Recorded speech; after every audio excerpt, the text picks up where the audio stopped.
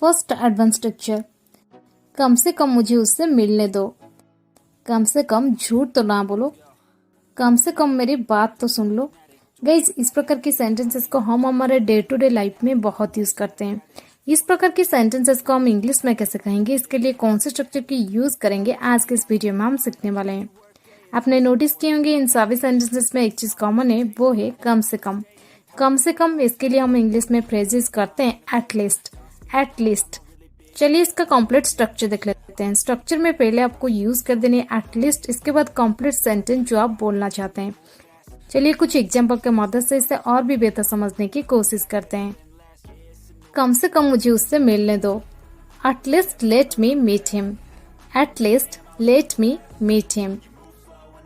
कम से कम झूठ तो ना बोलो। At least don't lie. At least don't lie. कम से कम मेरी बात तो सुन लो। At least listen to me. At least listen to me. कम से कम उसने अपनी गलती तो मान ली। At least he accepted his mistake.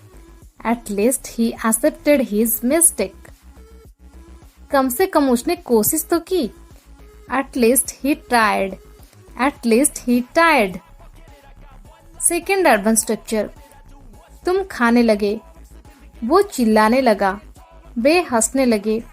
Guys, इस प्रकार के सेंटेंसेस को हम इंग्लिश में कैसे कहेंगे? इस प्रकार के सेंटेंसेस को इंग्लिश में कहने के लिए आपको ये स्ट्रक्चर फॉलो करनी है।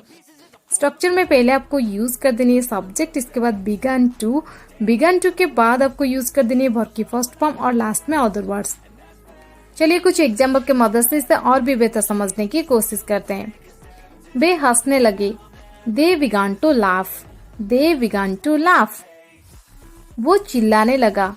He began to shout. He began to shout. तुम खाने लगे। You began to laugh. You began to laugh.